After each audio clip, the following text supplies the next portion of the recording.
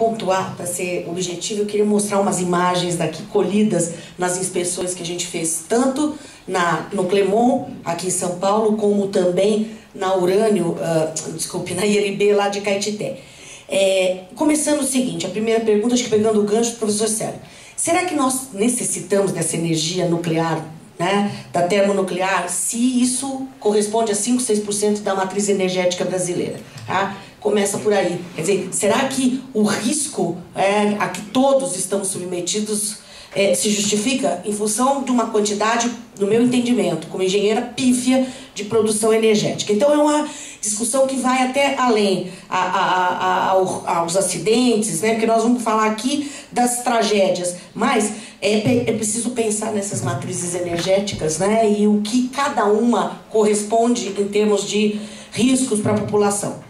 Nós vamos pensar sempre na questão nuclear quando ocorrem os acidentes, né? Como se fossem questões pontuais. Então nós vamos pensar lá quando nós sempre celebramos, né, as mortes de Nagasaki, de Hiroshima, né, dos testes nucleares no Pacífico, no atol de Mururoa, inclusive durante a Rio 92, nós tivemos aí todos esses grupos reunidos, dali surgiu um tratado, e que me deixa extremamente perplexa. A sociedade civil construiu um tratado antinuclear ali 20 anos atrás, e que em nenhum momento nessa dita Rio+20 se retomou essa discussão. Quer dizer, começou a se fazer uma discussão no Brasil como se não houvesse um passado. Quer dizer, onde estão esses movimentos sociais, essas ONGs que lá atrás, 20 anos antes, né, de Fukushima, já estavam discutindo? É esse o debate por um Brasil, né, por uma frente antinuclear,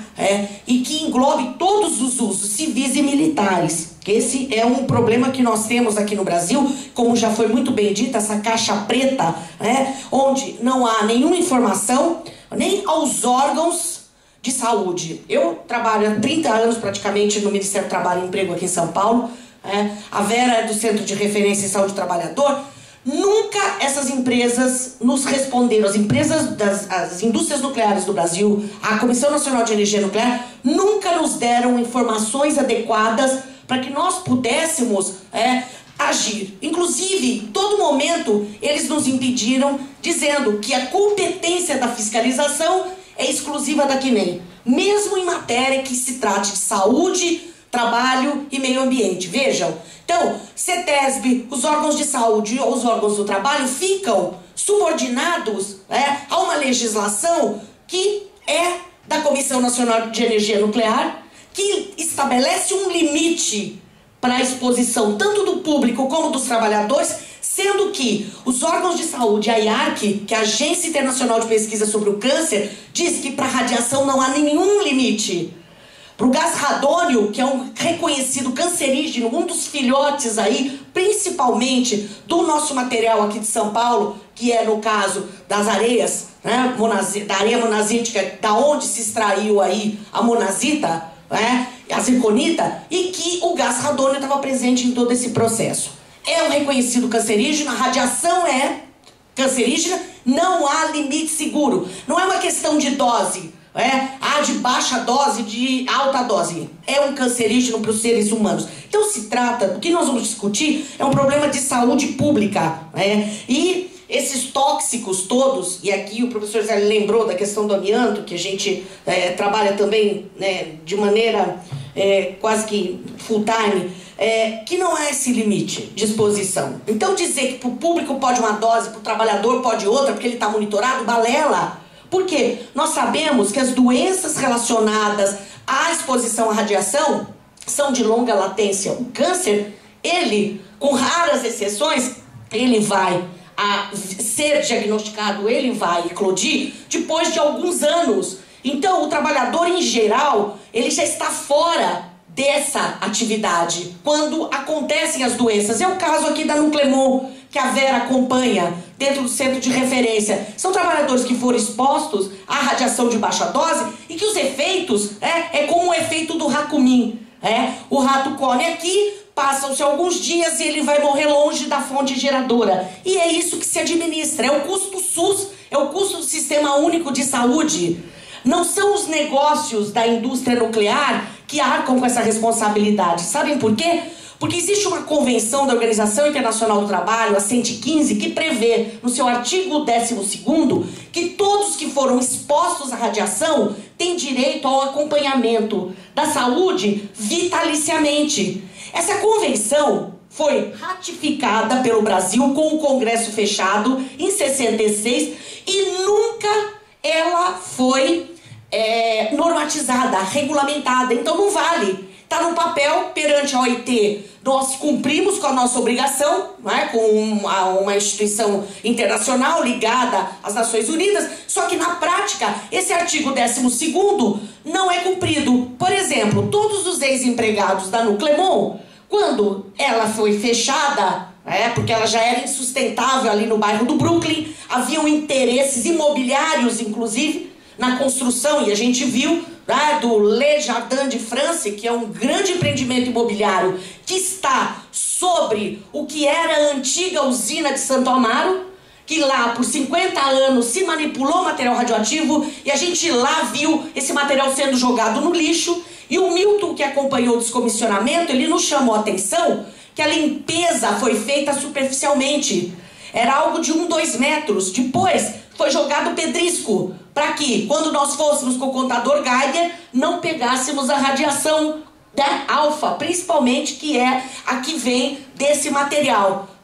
Então, o que acontece? Houve toda uma pressão ali do bairro do Brooklyn para que não se falasse em radiação. Nós tentamos até chamar a atenção, dizendo, olha, Chernobyl não é tão longe, nós temos aqui...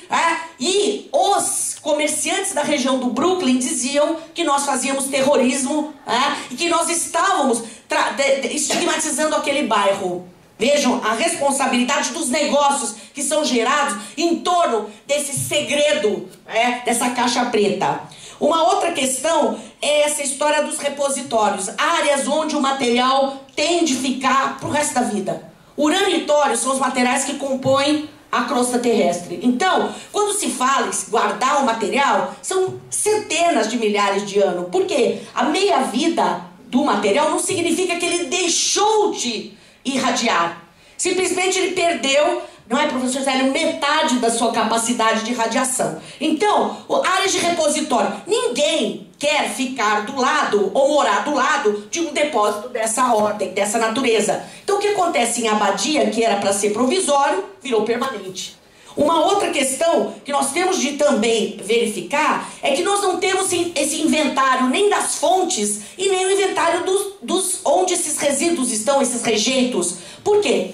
Vejam, as fontes radioativas, elas não são simplesmente, a gente fala em centrais nucleares, fala em armamento nuclear, mas nós temos os radioisótopos produzidos aqui nesse reator de 54 anos, que é a minha idade aqui, da USP, dentro do IPEM, que eu nunca ouvi falar que um reator pode ser utilizado por mais de 30 anos, porque ele atinge a sua obsolescência. Ali tem 54 anos. Isso veio num projeto dos Estados Unidos, Átomos pela Paz, que instalou esse primeiro reator dentro da cidade universitária. Esse reator está em pleno funcionamento, produzindo radioisótopos, não só para a área médica, que a gente até precisa discutir quais usos são socialmente aceitos, mas também para gammagrafia, para testes não destrutivos. A Petrobras usa fontes radioativas para fazer prospecção de petróleo e perde essas fontes. Isso ela mesma assumiu. Essas fontes estão aí, espalhadas, estão por aí. Quer dizer, onde estão as fontes? E elas não são só as produzidas no Brasil, há fontes clandestinas entrando no país sem nenhum controle da CNEM. Essas fontes, quando houve o projeto do Ítalo Cardoso, aqui ainda na Câmara Municipal, no seu primeiro ou segundo mandato, ele apresentou um projeto para que nós tivéssemos a informação desse inventário de fontes e para que fins se destinam. E claro que esse projeto foi rejeitado pela própria CNEM, que não interessa que nós saibamos que nós temos às vezes do lado da nossa casa bunkers que guardam essas fontes para fins de utilização civil, para testes de gammagrafia na indústria, para fazer até medida de espessura de papel na indústria do papel e celulose. Para silos de alimentos, nós temos fontes radioativas que medem a altura dos silos. Fora o uso, né, de radiação de alimentos, que isso está sendo feito aqui na Exalc e que também ninguém fala, né, que é para tratamento aí, segundo eles, que não há risco de incorporação nos alimentos. Quem disse isso? Quem prova isso? E aí, muito bem trazido pelo professor Célio, o princípio da precaução, e aí eu pego até a discussão no Supremo, que a gente está enfrentando agora lá do Amianto. A precaução é quando eu não tenho certeza de algo. Mas aqui no nosso caso nós estamos tratando do princípio da segurança. Por quê? Porque nós sabemos dos riscos que são associados à exposição à radiação. Bom, essa provisoriedade vai se tornando permanente. Então, o que nós temos hoje? Né? Os meus alunos aqui fizeram para mim um slide mostrando alguns desses sítios onde nós temos, tá, rejeitos radioativos que estão permanentemente guardados há mais de 50 anos, como é o caso do IPEM. Então, os de alta radioatividade, nós temos lá as piscinas, e essa discussão que o professor Célio coloca muito bem. Os de baixa e média atividade estão nos institutos de pesquisa subordinados a CNEM. No IPEM, nós fiscalizamos ali, é um horror, é assustador. Não tem uma indicação de que aquele material que está armazenado ali é radioativo. As cercas do IPEM não tem os símbolos da radioatividade. E sabe qual a desculpa que a CNEM e o IPEM nos dão? Que aquilo assusta. Colocar aquele símbolo radioativo vai trazer pânico na população. Só que quando há roubos daqueles tambores lá dentro do IPEM, que costumam acontecer, porque não há, nós encontramos armazéns abertos, a porta estava caída no chão, tivemos de interditar para que eles tomassem algumas medidas de segurança. Cadê as normas da CNEM? O Centro de Desenvolvimento de Tecnologia de Belo Horizonte, né, o CDTN, aqui o Instituto de Engenharia Nuclear, no Rio de Janeiro, a Central de Angra, o Complexo de Poços de Caldas, os rejeitos da antiga Nuclemon, que estão, não só foram levados lá para Interlagos, do lado da igreja do Padre Marcelo, como também estão em Itu, no sítio Botuxim, de propriedade da INB. Em Poços de Caldas, continua ali no Complexo Industrial de Poços de Caldas, em Caldas, né? Caetité, né? Um outro problema que a gente também enfrentou recentemente com a remessa dos tambores aqui de Iperó, né? Que é outra questão. O estado de São Paulo está repleto de lixo nuclear, fora os bunkers que guardam essas fontes usadas para testes não destrutivos, como é a gammagrafia, um dos exemplos. Se eu tenho alguma estrutura de concreto e que eu receio que ela tenha algum problema, eu vou lá e não faço nenhum teste destrutivo, eu faço através de gammagrafia, quer dizer, um raio-x da estrutura de concreto para ver se tem problema, se eu preciso reforçar ou não. Bom, outro problema que para mim não me cabe. Estão sendo irradiadas pedras semipreciosas, né, como o topázio amarelo, sem valor comercial, e que no reator do IPEM ela é irradiada, se torna nesse tal do topázio blue, topázio azul, que tem um valor comercial importante, né, e que qual é o sentido disso, né, de se transformar essas pedras? Quer dizer, cada vez mais o uso de uma tecnologia que nós sabemos muito bem os efeitos que tem.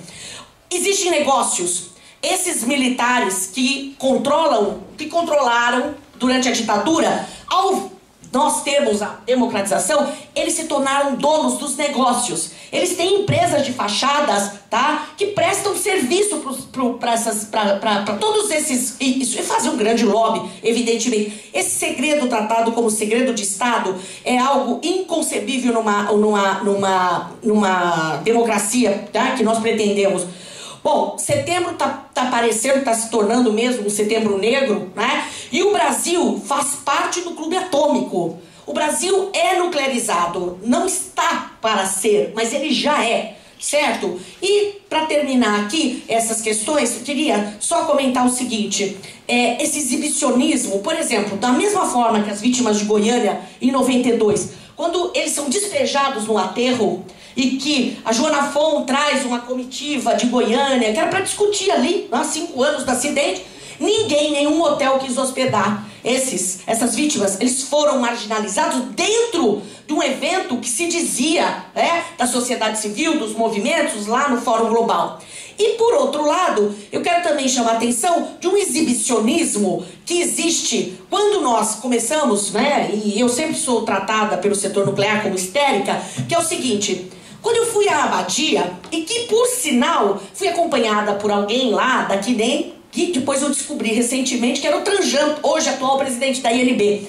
E ele, eu estava com um físico italiano que sugeriu que aquele vaso de Angra 2 nunca deveria produzir energia, que deveria criar peixe. Foi a ideia dele que eu achei ótima. Vamos criar peixe naqueles vasos lá. Muito apropriado. Mas ele chegando lá no aterro, lá em Abadia, tá? O Tranjan começou, interessante isso, todo o campo, e aí o Célio pode me explicar por quê. O filme do Bergman, Morangos Silvestres, já trazia isso, e eu vi morangos, morangos silvestres, tanto aqui na Uzin, ali em Interlagos, onde está armazenado esse lixo, que eu quero que mostre as fotos rapidinho, e vi lá em Abadia. E este rapaz pega os morangos e diz: olha como não tem perigo, como a radiação não é tão nociva, olha aqui, nascem morangos. Então, eu fiquei com isso bastante na minha memória, assim. Cada vez que eu vejo um morango, eu falo: meu Deus, será que essa origem desse morango é de algum campo, minado? Por favor, rapidinho, vamos só passar aquelas fotos que a gente mostrou numa audiência pública o ano ano retrasado, quando foi apresentado o relatório da plataforma DESCA, lá na Câmara dos Deputados. Todo mundo diz assim: você vem com umas fotos aí, já foi acusada de estar com umas fotos um pouco ultrapassadas, mas eu quero mostrar pra vocês que não é brincadeira, tá? Essa parte de rejeito, da falta de responsabilidade no Brasil. Próximo, que eu digo, é uma potência nuclear. Podemos, por favor, clicar lá naquela primeira INB, tá? A INB atual, a antiga, no Clebras, com as suas, no Clemon, etc. Hoje tudo INB. Por favor, pode passar rapidinho, tá? Para não comer mais tempo ainda. Só para vocês verem o estado que está o depósito aqui da Uzin em Interlagos. Aqui é de Poços, tá? Nós flagramos em Poços de Caldas essa situação. As nascentes do Soberbo e Soberbinho, tá? Aqui misturada com todo o lixo que foi levado de São Paulo, da Usan, Vejam, o mesotório, que é o rádio 228, que é altamente solúvel em água, contaminando aí as nascentes da chamada lá, da bacia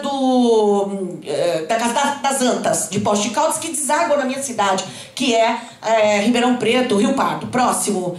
Vejam, nós então fazemos a medida, olha aqui o lixo todo lá, aparecendo da bacia de contenção que foi construída onde havia nascentes. Próximo, um escândalo. Esses eram os tambores que nós encontramos, que vieram 12 mil toneladas de São Paulo, que estavam dispostos dessa maneira. Aí o Ministério Público fez uma intervenção e eles foram para os galpões. Só que aparentemente aquela história botou a sujeira para baixo do tapete, porque esses galpões não têm tratamento do ar e eles abrem todo dia, também na usina, por causa do gás radônio que é gerado, que é altamente tóxico. Eu não gosto disso, alto, baixo, tóxico, porque tóxico é tóxico, mas é cancerígeno. Próximo, tá? A Nuclemon, isso está aqui do nosso lado. São 1000 toneladas de resíduo, pode ir, rejeito radioativo, tá? Vejam, a água, tá? Que é um galpão improvisado, chove, tá? Então nós temos aí esse material que tá armazenado, ele é altamente expansivo, as bombonas precisam ser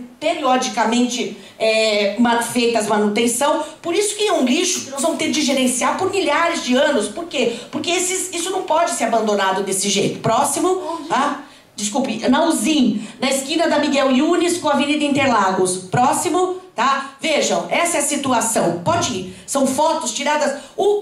A recalque de solo é muito pesado, tá afundando. Tá? Ali também é uma região de área úmida, de várzea, tá? E que tá afundando aquele depósito. Próximo.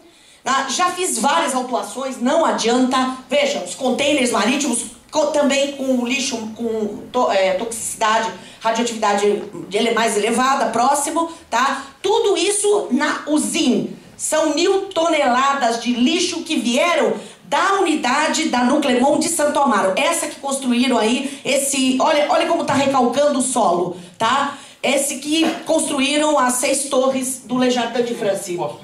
Não, aqui, Uzinho, aqui Interlagos. E veja, tem muita gente escrevendo pra mim, tá? Que moram, que compraram esses... Porque eu escrevi um dia na Folha, isso aí vai ser um futuro Barão de Mauá. Lembram do caso da COFAP? E aí muita gente está preocupada, porque pagou uma fortuna por os apartamentos e temem, tá? Porque ali é uma região, aqui são, né, as vítimas da Nuclemon, é uma região que tem uma incidência de câncer muito elevada, como Poços de Caldas, tá? Então, é preciso, sabe, que a população conheça os rejeitos do Césio de Goiânia aqui, vejam, é bem antiga, o Tranjan, e eu com o físico aqui, parece o Indiana Jones, tá andando na provisoriedade, todas as casas enterradas aí nesses, né, contenedores de concreto, tá aí ele tentando me explicar e comendo morangos silvestres. Próximo, quando ele viu a foto, ele falou, sou eu. Eu falei, pois eu nem lembrava. Convenção 115 da OIT, que o Brasil ali ratifica em 66, tá? E nunca regulamenta, quer dizer que quem se expôs à radiação não tem essa, aqui ó, que tem de se submeter ulteriormente a exames médicos. Eu tive de explicar para a colega do Ministério do Trabalho que rejeitou minha proposta de regulamentação porque ela não sabia o que era ulterior. Ulterior, o que vem depois, ela não sabia, era uma médica. Próximo, vamos correr. A mina de urânio de Caetité, bom, essa daqui, as fotos estão em outro lugar. O que a gente encontrou em Caetité foi uma brincadeira, tá? Os tambores que saíram aqui de Peró estavam sendo tratados ali, tá? Como uma coisa qualquer, tinha lixo, urânio, né? O chamado yellow cake espalhado para todo lado. Desculpa aqui que eu me acelerei aqui, mas basicamente é isso. Nós temos de ter uma coalizão antinuclear nesse país. Urgente, tá? E aí, Chico, não sei nem se contraria a tua posição, urge que façamos um plebiscito nesse país. Para que a população saiba que ela está do lado, ela está em cima de uma bomba relógio e que precisa decidir como fizeram os italianos, embora de uma maneira um pouco hipócrita, porque depois eles compram a energia que vem da França, mas enfim, que a gente possa discutir seriamente sobre os usos da tecnologia nuclear sobre todas as formas, civil, militar, energética, de saúde, enfim. Obrigada.